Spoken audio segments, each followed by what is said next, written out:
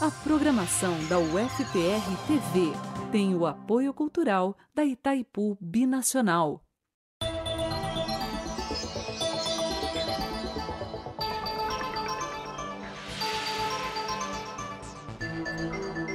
Ivo Azua Pereira, engenheiro, ex-prefeito de Curitiba e ex-ministro da Agricultura.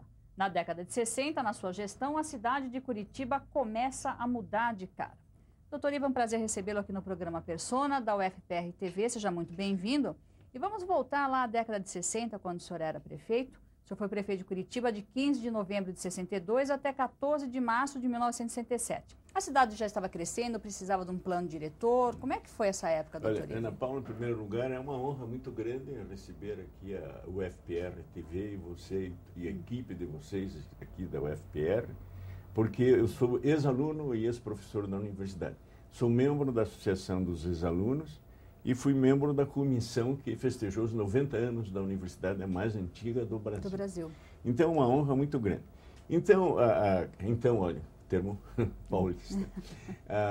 Quando eu fui prefeito, o que aconteceu, Ana Paula, é uma coisa interessante, é interessante contar. Eu era engenheiro do DR e professor na universidade. Eu fui professor 32 anos na universidade. E achava que aquele era o meu caminho de vida. O meu futuro seria como professor e como engenheiro do DR. E aí um dia eu recebo um telefonema, saiu uma noticiazinha do jornal dizendo que eu seria candidato a prefeito. Eu fiquei apavorado. Cheguei em casa com dor no plexo solar e falei para minha mulher, esse pessoal está meio maluco, imagine, eu não sou político, nem penso em ser político. Mas aí aconteceu que o doutor Adeodato Volpi, um grande cidadão, era presidente da UDN e era o candidato mais cotado. Mais forte. Ligado ao Ney Braga. E ele foi no meu gabinete lá no DR e disse, olha, Ivo, eu vim aqui com uma missão muito importante, convidá-lo a ser candidato. Mas eu, senhor, eu vou votar no senhor, Não, eu estou abrindo mão em teu favor. Mas por que, doutor Adeodato? Não, porque você é um bom engenheiro, já demonstrou essas qualidades nas obras do Centenário e no Porto de Paranaguá. E Curitiba, nós achamos que está precisando de um engenheiro que tenha essas qualificações. Então, veja bem, ele e o Ney Braga acharam. Aí me convidaram para uma conversa no Palácio, eu fui lá, e o Ney Braga, ele e o Afonso Camargo Neto, 1h30 me doutrinaram até que eu aceitei. Convenceram o senhor. Convenceram a ser candidato. Então eu fui candidato, mas apavorado, porque eu nunca tinha falado em público, nunca tinha aparecido em TV, aqui já tinha a TV 12, já estava iniciando com a Najib Sheder, não se me lembro se é esse o nome. Muito bem. Então, aí fui candidato, mas numa outra característica, porque o estilo de campanha foi do voto distrital. Certo. Não precisava dinheiro para ser candidato, você gastava a sola do sapato. O voto distrital é isso, qualquer pessoa pobre pode ser candidata. Não precisa de dinheiro para gastar em jornal e televisão. Não precisa fazer campanha milionária. De casa em casa, eu fui de bairro em bairro, de rua em rua, de casa em casa, falando com o povo. Daí o senhor aprendeu a falar com o povo, falar em público, exatamente, como é que foi? E a me comprometer com o povo. Né? Aí comecei a falar e fui indo. E daí já não era tão assim, difícil para mim, né? Eu podia me expressar com mais facilidade para o povo. Muito bem. Então, com essas qualificações, quando eu assumi a prefeitura, não é, eu tinha prometido ao povo uma única coisa, fazer um novo plano diretor de Curitiba, que eu achava que Curitiba estava precisando, porque eu tinha. E isto, quando eu assumi, então contratamos a Serete, né? E ela contratou o Jorge Willing, mas foi objeto de uma concorrência pública, presidida por um catedrático da Universidade do Paraná, com professores e empresários, e ganhou a Serete. Então foi feito esse plano diretor, porque nós achávamos que Curitiba estava na hora de ser planejada para o futuro. Agora, em 1940 já teve um outro plano diretor de um tinha arquiteto do francês. O Agache, mas é aquele tipo de plano, por isso que as inovações neste plano. Porque o plano Agache, muito bom o plano Agache, diga-se de passagem, mas ficou nas gavetas, ou por falta de verba, como dizem, ou por, né? A maior parte não se realizou. Algumas foram realizadas. Muito bem. Aí, enquanto nós planejávamos, fizemos então a concorrência e começamos a planejar, ouvindo o povo, né? Nós fizemos debates, criamos o mês do urbanismo e durante o mês do urbanismo discutimos com todas as classes. Foi criada uma comissão também entre arquitetos e engenheiros de São Paulo, de Curitiba. E teve um certo melindre, alguma porque coisa? eu criei a assessoria exatamente, então, as duas novas características do plano. Um órgão que fosse o executor, defensor e executor do plano e implementador no futuro. Porque eu acreditava que um plano não é uma camisa de força que tem que vestir numa cidade. A cidade tem que evoluir de acordo com suas evoluções econômicas, sociais. Políticas e tal. Muito Mas bem. teve um melindre Então, entre os arquitetos e engenheiros de São Paulo e a empresa que chegou de Curitiba, alguma coisa assim na época, doutor? Eram 7 concorrentes, sendo que uma era do Paraná. Essa do Paraná ficou muito magoada porque achava que, sendo paranaense, devia merecer preferência. Mas a comissão julgou pela proposição total de cada empresa. E a Cereate ganhou. A Cereate era uma firma ligada aos franceses, com parece que origem francesa, e apresentou uma proposta que foi considerada a melhor e foi aceita a Cereate. Eles contrataram o Jorge William, arquitetos, trabalharam em conjunto. Curitiba começou a mudar de cara aí? Exatamente. Aí, então, veja bem, eles apresentaram um plano preliminar de urbanismo. O que é um plano preliminar? É um anteprojeto. Aí eu criei o mês do urbanismo durante o mês de julho de 65 e debatemos com todas as classes empresariais e sociais, inclusive sindicatos operários, associações de operários, e as críticas e sugestões foram colocadas no plano e só depois foi a Câmara de Vereadores que aprovou, então, a lei do Plano Diretor de Curitiba. Era uma cidade ainda, eu não digo uma grande metrópole, estava tendendo para ser uma metrópole. E nós não queríamos que Curitiba corresse os mesmos riscos na sua evolução que outras cidades que evoluíram sem planejamento. Mas o plano, veja bem, o plano não é do arquiteto, nem do engenheiro, nem do prefeito, o plano é do povo. Então fomos ouvir o povo, daí essa característica, um plano democrático. Democrático. Inteiramente democrático. O povo dizia como queria a sua cidade. Como é que eu quero Curitiba? Para meus filhos, para minha família. Então essa foi... E nós chegamos na Curitiba, que o senhor um dia almejou para os seus filhos, para os seus netos, doutor Ivo. Nós estamos muito longe dessa Curitiba ou não? Eu tenho a impressão, sabe, que ao longo do tempo houve algumas deformações no plano. Não vamos pôr a culpa a ninguém, nem fazer caça às bruxas, mas se você olhar ali pela janela, você vai ver um paredão de concreto. Curitiba virou um paredão de concreto. E não era esse o nosso objetivo e está no plano original que era nós tínhamos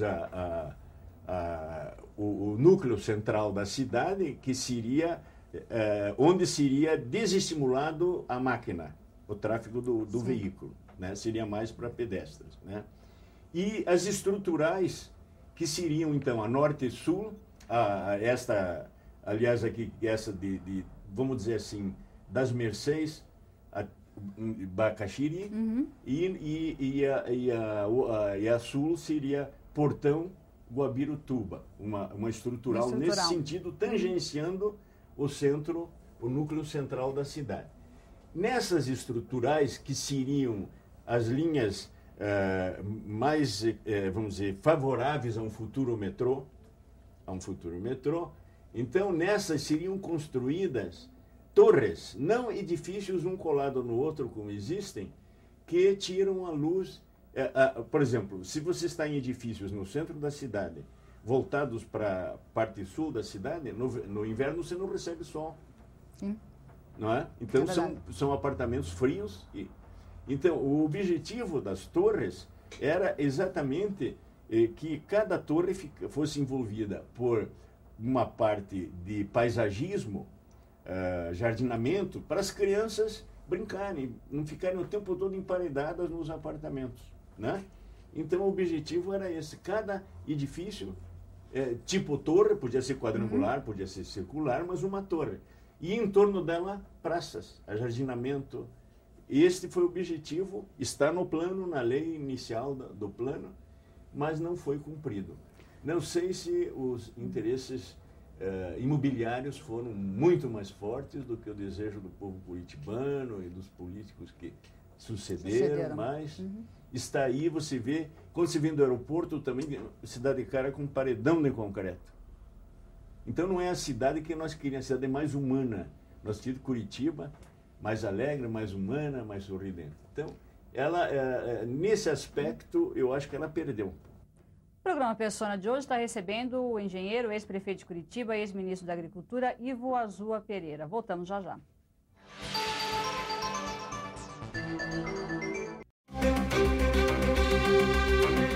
Educação.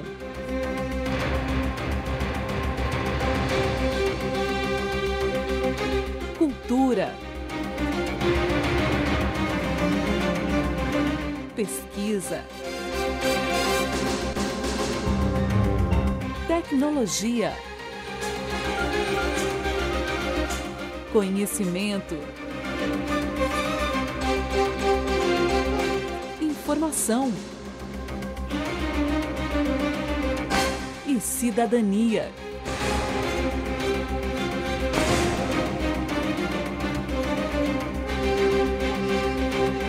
O FPR TV, uma televisão de conteúdo.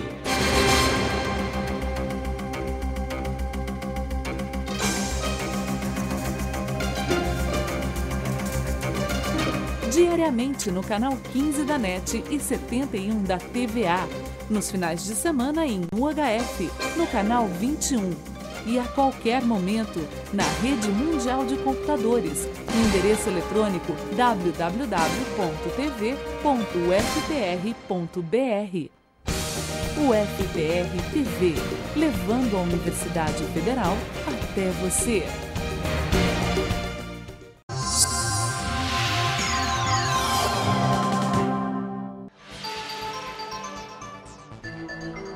O programa Persona de hoje está recebendo Ivo Azua Pereira, engenheiro, ex-prefeito de Curitiba e ex-ministro da Agricultura. O senhor estava falando sobre Curitiba, como é que foi a época do plano diretor de Curitiba, como é que ele foi criado, como é que ele foi desenvolvido. Agora, eu gostaria que o senhor falasse que na época do senhor também foi criada a URBS, a Companhia de Urbanização de Curitiba, o Fundo Municipal dos Telefones, e bem uma parte muito voltada para a área social também, doutor Ivo. Sim, porque, veja bem, eu acho que as administrações não podem nunca descurar do lado humanitário, do lado humano, né?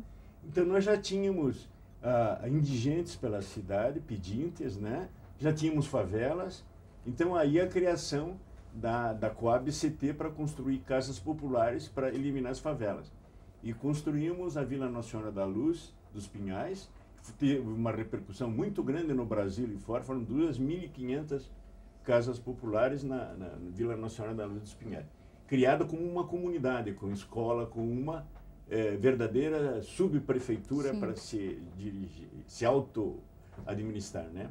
E um conjunto residencial no Pilarzinho de 100 casas. Rede Municipal de Ensino tinha essa época ou não? Não tinha. Então, criamos... o primeiro grupo escolar de Curitiba foi o João 23. E mais 20 escolas foram construídas, nesse período da rede escolar primária que Curitiba não tinha. Com professoras do município e tudo. Muito bem, mas qual era a característica? Porque eu sempre pensei assim, eu dizia aos meus assessores, eu não quero mais um grupo escolar, eu quero o grupo escolar. Mas o que é o grupo escolar? É um grupo que seja o centro da vida da comunidade, que ajude não só os alunos a evoluírem, mas os pais dos alunos, a comunidade, porque em geral eu construí essas unidades nas regiões mais pobres, exatamente para melhorar a qualidade de vida. Bom, então o Grupo Escolar João 23 foi então criado como um centro de educação experimental, Papa João 23. Por quê? Além do currículo normal, tinha um centro de artesanato, onde tanto os meninos como as meninas podiam escolher uma atividade profissional da sua preferência. Sim. Na área masculina, por exemplo, marcenaria, carpintaria, eletricidade e tal. E as mulheres, já ia dando um direcionamento profissional. É isso? Exatamente. Tinha a escola para alfabetização de adultos, tinha uma escola agronômica para eles aprenderem a plantar no seu quintal verduras, e um posto de saúde e a biblioteca, que era não só para os alunos, mas para a comunidade, para os pais dos alunos frequentarem. O IPUC é dessa época também, doutor Ivo?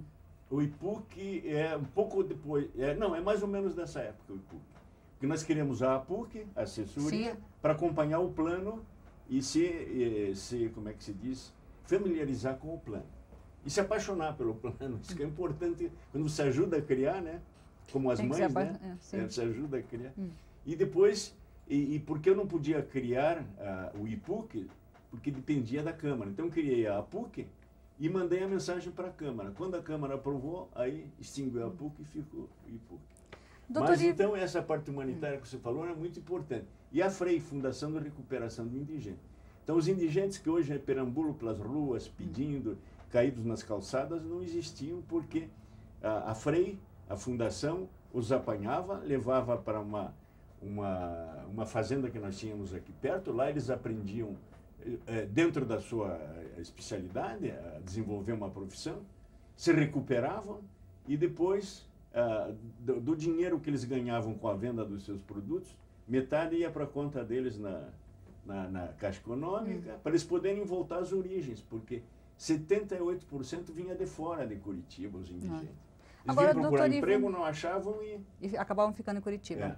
Agora, o senhor foi prefeito de Curitiba e depois que o senhor saiu da prefeitura, o senhor virou ministro da Agricultura. Isso, na passagem da prefeitura para o ministério, foi de 15 de março de 67 o que aconteceu foi o seguinte, até 69. Exatamente. Agora, o senhor foi ministro da Agricultura e assinou o ato institucional número 5. O senhor assinou porque todos os ministros tiveram que assinar na época. Como é que foi isso, doutor Ivo? Bom, em primeiro lugar, eu queria dizer como é que eu cheguei a ministro, porque eu também não pretendia, eu pretendia terminar aqui.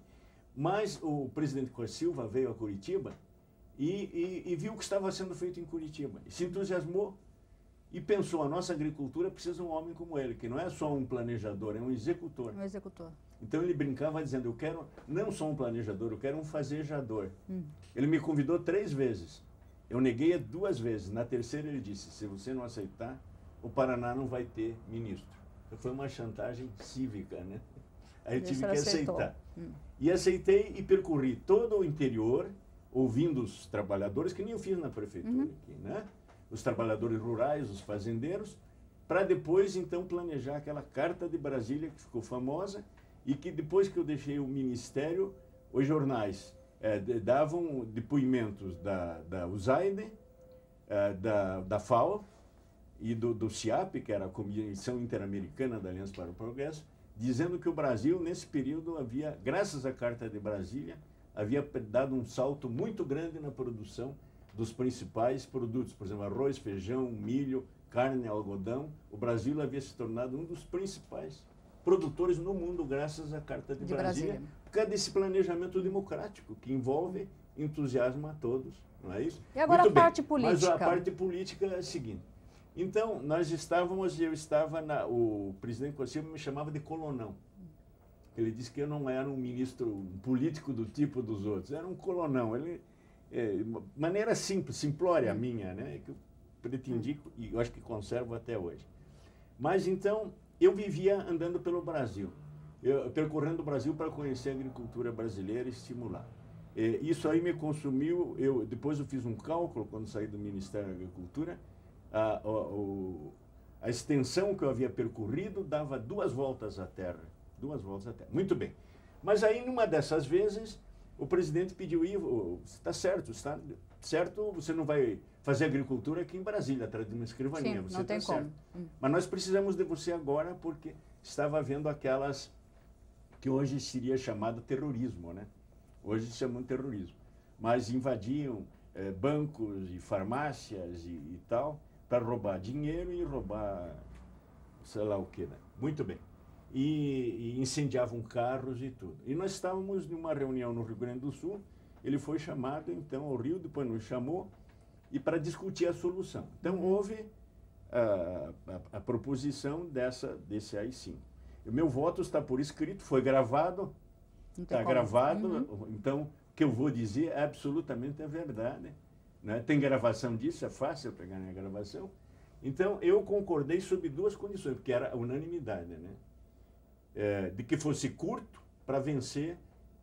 3 embaixadores haviam sido sequestrados. Então, as nações do mundo já não queriam retirar as embaixadas do Brasil, que não havia mais segurança. Então, a situação era muito crítica, muito crítica.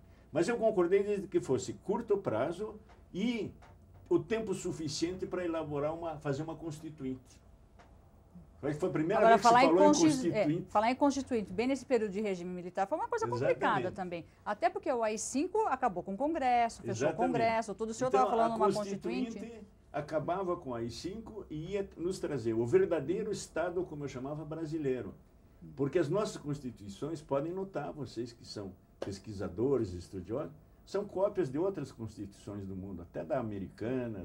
Então eu queria uma Constituição tipicamente brasileira. Nessa época não foi levado a sério também, né, doutor Ivo? Sinto muito, né? Nessa época não deu muito certo. Então eu queria uma Constituição tipicamente brasileira, né? Porque, olha, a primeira nossa foi copiada da Constituição americana, praticamente, só que tiraram dela o principal, que na América do Norte são 4 poderes, não são 3. É o povo, que é o poder imanente. Sim. E ele cria os outros 3 poderes, que são poderes delegados. O povo delega poder ao judiciário, executivo e legislativo. Quer dizer, esses poderes estão subordinados ao grande poder que é o do povo. E na América do Norte, o povo pode ter iniciativa de leis, de revogação de leis e de reforma da Constituição. Não é uma beleza? Isso é democracia. Por que o senhor deixou o ministério? Bom, aconteceu que o Costa Silva tinha preparado com o vice-presidente uma nova Constituição. E ele queria implantá-la em 69, no 7 de setembro. Uma nova Constituição derrogando o AI-5, definitivamente, e uma nova Constituição que representasse legitimamente os interesses brasileiros. Então, o Pedro Aleixo, um grande jurista, a pedido do presidente, ele preparou essa nova Constituição. Aí, quando, no dia 25 de agosto, que era o dia do soldado, sempre há grandes solenidades em Brasília. Foi o presidente e todos os ministros, e eu não pude comparecer porque estava me restabelecendo de uma pleurisia. Muito bem. Então, no dia seguinte, eu fui ao palácio, e o presidente mandou o médico dele me atender lá, ele viu que eu não estava bem e tal, e o médico do presidente me proibiu, disse que eu devia ficar em casa me restabelecendo. Descansando. Bom, então o presidente falou aos ministros militares que queria isto, né, reabrir o Congresso e aprovar a nova Constituição, e os ministros militares foram contra, disse que o Brasil não estava em condições. Aí ele foi para casa, quem me contou o resto da história foi a esposa dele, dona Yolanda Costa Silva, no guardamento dele.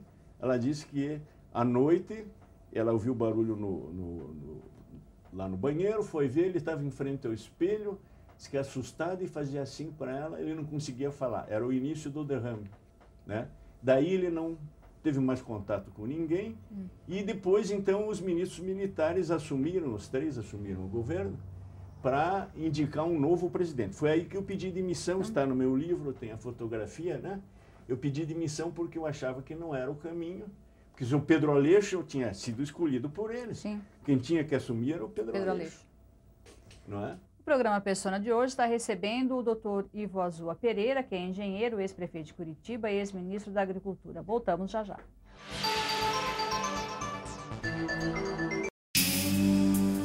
1893, o cientista brasileiro Padre Landel é o pioneiro mundial na transmissão de voz por ondas de rádio. 1922, o discurso do presidente Epitácio Pessoa no centenário da independência é a primeira transmissão radiofônica oficial do Brasil. 1923, Roquete Pinto funda a primeira estação de rádio do país, a Rádio Sociedade do Rio de Janeiro. 1924.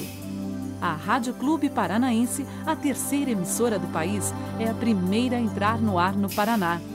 1990, década da implantação da internet em todo o mundo. 2003.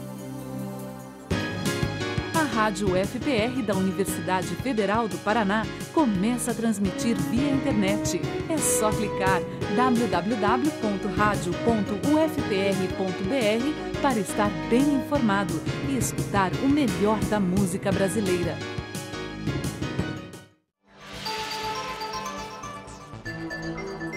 O programa Persona de hoje está recebendo o ex-prefeito de Curitiba, ex-ministro da Agricultura, Ivo Azua Pereira. Doutor Ivo, aliás, vice é uma questão complicadíssima aqui no Brasil, né? Porque nós tivemos Sarney, que foi vice, Itamar, vice, né? É uma questão muito complicada. João Goulart, vice. João Goulart, vice. Isso é uma questão muito complicada. E Pedro Aleixo também era vice nessa situação toda, mas não chegou a assumir, né? Seria um grande presidente, jurista, competente, sério e patriota. E a eleição do Sarney... Eu convivi muito com ele, porque quando ele elaborou a nova Constituição, a pedido do... Quer dizer, a elaboração dele foi assim, ele ouviu as classes dos advogados, ouviu todo para pôr na nova Constituição as opiniões, né? Eu ouvi os empresários, ouvi os ministérios, eu fui ouvido por ele, sob o ponto de vista da agricultura, como seria bom. Então ele era um grande cidadão, fiquei muito admirador dele. E quando o Sarney assumiu daí? Pois é, o Sarney, o erro que eu acho, isso aí foi um subterfúgio tremendo. Enganaram o povo brasileiro. Foi um golpe parlamentar. Não foi golpe militar, mas foi golpe parlamentar. Porque, veja, o Sarney, o Tancredo tinha um vice, que era o Sarney. O Maluf tinha outro vício. Se não me engano, era o Flávio Marcílio, né? Flávio Marcílio. Flávio Marcílio, muito bem. Então, quando morreu o Tancredo, disseram que o Sarney era o vice do Brasil. Não era.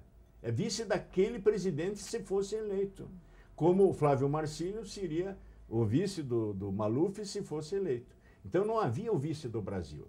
Pela Constituição, Ulisses Guimarães deveria assumir, convocar novas eleições para eleger um novo presidente. Agora, o senhor deixou política depois de tudo isso? Hoje, o que o senhor em faz? Em 74, eu desiludido porque vi que não estava naquele caminho que nós, idealistas, sempre pensamos e desejávamos para o Brasil.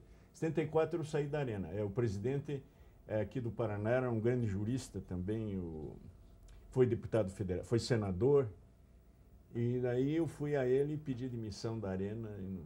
Hoje o senhor faz o quê? O senhor vem para o escritório de manhã? Como é que é a vida do senhor? Eu tenho, a minha atividade tem sido o seguinte. Até 2002 eu fui presidente da Confederação Internacional das Santas Casas, que é em todo o mundo, né? Membro da Academia Nacional de Engenharia, que eu tenho colaborado muito com eles. Membro do Movimento Pro Paraná, que vocês têm visto as atividades, têm sentido. E autor da proposição do projeto para Curitiba se tornar capital americana da cultura. E isso foi em fevereiro de 2001. De lá para cá, junto com o desembargador Dr. Pedroso, que me deu o apoio total, ele era da Academia de Cultura de Curitiba, do Centro de Letras. Então, com o Dr. Pedroso, nós fomos ouvidos pela comunidade, fomos à Câmara de Vereadores e aconteceu uma coisa inédita. A Câmara de Vereadores, por unanimidade, aprovou, né? Aprovou que Curitiba devia se candidatar a ser capital americana da cultura, em 2001 isso. Agora, em 2002, inclusive, o senhor terminou de pagar a casa própria do senhor também. O senhor tinha um financiamento do BNH, Caixa tinha Econômica? Financiamento, exato. Isso é uma honra para mim. E a minha preocupação era essa, sabe, Ana Paula? Porque o que eu vou deixar para meus filhos? Eu vou morrer e nem a casa é minha, nem o apartamento. Aí, porque estava hipotecada para a Caixa, né?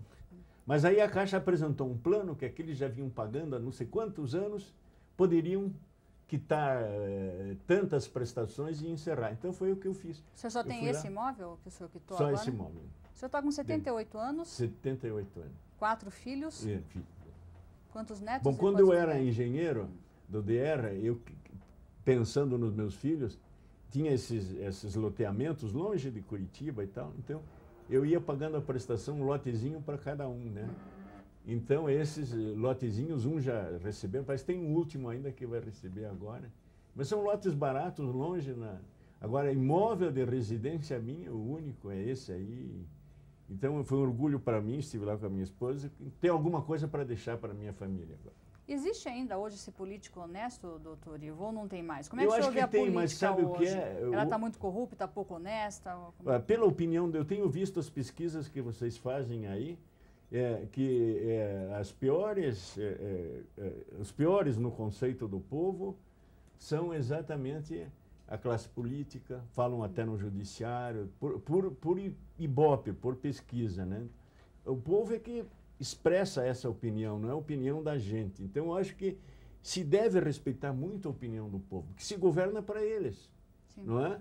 Aquela frase que o Tancredo citava muito, né? Onde o povo não é tudo, nada é o povo. Então, o Brasil, os políticos, os governantes, todos que exercem qualquer parcela de poder, deviam ter como lema principal onde o povo não é tudo, nada é o povo. E Curitiba hoje, como é que o senhor vê Curitiba? O senhor acha que Curitiba está com a cara de 2000, em 69, quando o senhor projetou? Curitiba tem esse, que falei há pouco, dos paredões de concreto, os edifícios colados um no outro. Tem esta, como diz, Curitiba está de cara suja, tudo pintado, tudo pichado, paredes, prédios públicos, casas. O cidadão pinta a casa, no dia seguinte aparece ela pichada. Isso não é característica de um povo culto, de um povo desenvolvido, né? Porque esse dinheiro, eles gastam muito dinheiro com isso. Porque eles não dão para uma creche, para um asilo de velhos. Não era muito mais interessante? Claro. Um gasto construtivo? Agora, você sabe que são caros esses sprays de pichar. De onde é que vem esse dinheiro? Não é? Então, quando eu era provedor na Santa Casa, os muros inicialmente eram todos pichados. Aí eu mandei pintar e pôr umas placas dizendo: colabore com o indigente. O dinheiro que for gasto em outra pintura será subtraído do atendimento ao pobre indigente. Eles entenderam, nunca mais picharam. Quer dizer, então não é só a repressão, é a parte educativa. Então, se o governo fizesse, e nós todos, uma parte educativa, eu tenho a impressão que Curitiba estaria de cara limpa outra vez. Dos 4 filhos do senhor, ninguém seguiu carreira política, doutor Ivan? Ninguém quis, não gostaram? Não, eu não estimulei porque eu achei que a política como se faz hoje não é a política verdadeira, né? Eu preferia a política com o voto distrital, que aliás era o carro-chefe das diretas já. Eu vibrei com as diretas já por causa do voto distrital. Porque aí o pobre pode ser candidato, né? E você pode fazer a renovação. O Brasil é um país de jovens, então é um país caracteristicamente que tem que aproveitar a juventude e renovar. E nossos políticos se eternizam nos cargos. O senhor acredita no Brasil de hoje, no Brasil do Lula? O senhor acredita nesse Brasil? Olha, eu sempre acredito, mas se a juventude tomar parte e lutar junto. Eu acho a juventude muito apática, muito... Eu digo isso nas reuniões onde eu vou do Pró-Paraná. E nós não devíamos fazer o nosso trabalho entre 4 paredes. Nós temos que atrair a juventude, diretórios acadêmicos. Os diretórios, você vê, Curitiba, capital americana da cultura. Eu te pergunto, qual o diretório acadêmico que apresentou um plano para comemorar isso ou para festejar isso? Não é? É um orgulho para nós, é um título histórico, é internacional. Sim. Nós fomos escolhidos por um júri internacional, como a capital americana da cultura 2003, em virtude do que nós temos em instituições culturais, de um planejamento urbano moderno e de uma qualidade de vida ainda melhor, diga-se de passagem, que em muitos locais do Brasil. Não está faltando um pouco de incentivo para o jovem também, doutor? Eu acho, sabe? Eu quando foi das comemorações dos 90 anos da universidade, eu propus lá isso, para a gente atrair e estimular os jovens, e, através dos diretórios acadêmicos, sim, e dos próprios professores. Quer dizer, os professores podiam incluir no currículo escolar alguma coisa nesse sentido, de participação comunitária. Não é isso? Olha, eu agradeço muito a participação do senhor aqui no programa Persona. Já está convidado para um próximo programa e vamos continuar batendo papo, vamos continuar conversando, doutor Ivo. Doutor Ivo Azua Pereira, 4 filhos, 11 netos, 2 bisnetos, 78 anos. Engenheiro, ex-prefeito de Curitiba e ex-ministro da Agricultura. Nós apresentamos o programa Persona aqui pela UFPR TV. Até o próximo.